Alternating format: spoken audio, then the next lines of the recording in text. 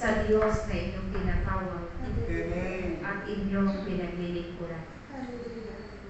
Salamat sa awit Hallelujah. sapagkat Hallelujah. ito'y matagal ko nang hindi naririnig Hallelujah. at sinasanggit ninyo Hallelujah.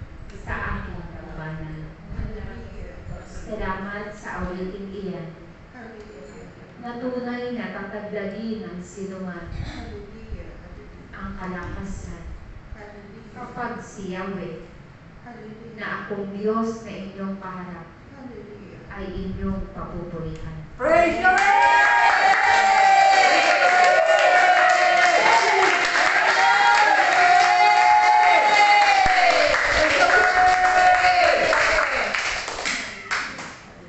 Ako'y Diyos na buhay, Diyos magpakailanman, Diyos na hindi nagbabago, at Diyos na nakikinig sa inyong panalangin sa araw-araw. Kaya't aking mga anak, huwag kayong mabahala sa inyong mga panalangin, sapagkat ang lahat ng iyan ay mayroong katugunan. Ibibigay ko sa inyo ang mga sagot sa inyong katanungan.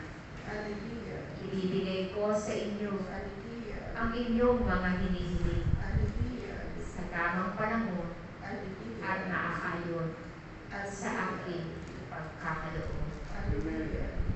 Kayo'y tinawag ko upang akong si Yahweh ay makilala ng lahat sa pamamagitan ng inyong pag-awit, ng inyong pagsunod, at sa pagsuot ng aking pangalan sa inyong mga dibdib. Malalaman ng lahat na kayo'y aking mga lingkod.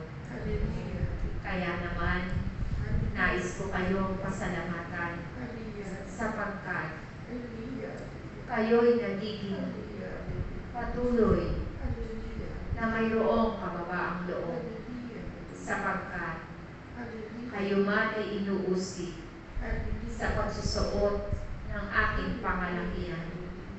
Ngunit pinatutunayan ninyo sa maraming tao na akong si Yahweh ay Diyos na nananahan sa inyong kalooban at ipinakikita ninyo na ang inyong pangako ay tapat at hindi magbabago kailanman. Kaya aking mga anak, manatili nawa sa inyo ang aking espiritu upang ang tinig ko ay marinig ng lahat.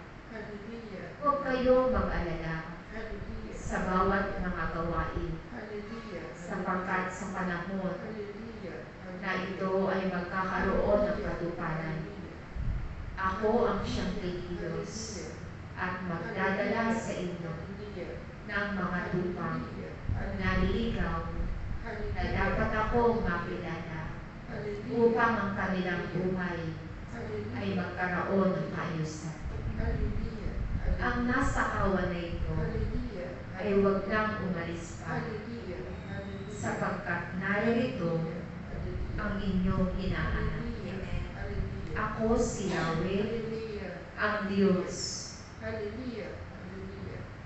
na buhay magpakailanman. Ako si Yahweh, ang tawagin ninyo sa oras ng inyong kagipitan at ako'y darating. Ako si Yahweh, ako si Yahweh, at ang umiibig sa akin at sumusunod sa aking kalooban ay siya po aking anak. Kaya't magpatuloy kayong umibig sa Diyos. Umibig kayo sa Diyos na nagbigay sa inyo ng buhay at unang umibig sa inyong lahat. Ako ang inyong kailangan sapagkat nasa akin ang lahat ng bagay Ang lahat ay sa akin nagmumula. Mula sa wala, sa pamamagitan ng kapangyarihan ng Diyos, ay nagkaroon ng lahat ng bagay ng inyong pangangailangan. Kaya't anuman ang hiningi ninyo sa akin para sa inyong ikabubuti, ito ay aking ipagkakaloob. Kaya't huwag kayong mamahala, huwag kayong matakot. Kung anuman ang inyong ginagawa, na batid ninyong tama, ito ay huwag ninyong katakutan, sapagkat akong si Yahweh, ang siya ninyong kakampi at tagapagtanggol sa mga kasasama. Hindi ko kayo pababayaan, sapagkat iyan ang aking pangako sa aking mga anak, na patuloy na umaasa at patuloy na sumusunod sa akin. Magpakatatag kayong mga lingkod ng Diyos. Magpakatatag kayong aking mga hinirang, sapagkat maraming bagay ang inyong mararanasan.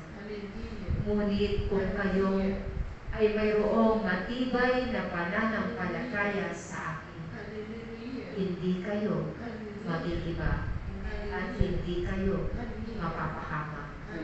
Kaya't sa mga oras na ito, kayong aking tinawag upang akong si Yahweh ay inyong pakinggan. Nais kong mapuno kayo ng pag-ibig.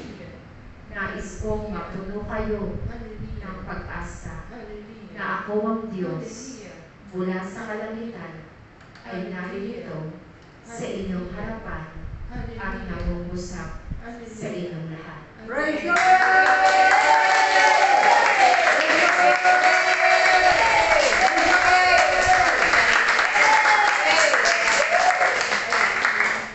Anumang bagay na inyong ginagawa na masama ay aking aalisin sa inyong katauhan, sapagkat nais kong kayo lahat ay magkaroon ng bagong buhay, upang ang aking inihanda at ibinaba na bagong Jerusalem, kayo'y magsama-samang magpupuri at mananalangin sa harapan ng aking dambana. Ang sino mang tatawag at mananalig sa akin ay akong si Yahweh, ang siyang mananahan sa kanyang kalooban, gayon din sa kanyang tahanan. Mapalad kayo sapagkat ipinaunawa na sa inyo ang mga bagay na ito, mga bagay na maraming tao ang hindi nakauunawa. Kaya't sinasabi ko sa inyo, ang sino mang nasa kawan na ito ay huwag nang umalis at huwag nang tumalikod pa, sapagkat akong si Yahweh, ang Diyos na dapat sambahin ng lahat ng tao, ang siyang magbibigay sa inyo ng kaligtasan habang kayo'y narito dito sa sanlibutan, patungo doon sa kaharian at makapagkamit ng buhay na walang hanggan. Ipagpatuloy ninyo ang inyong paglilingkod. Ipagpatuloy ninyo ang paghahayag ng mabuting balita.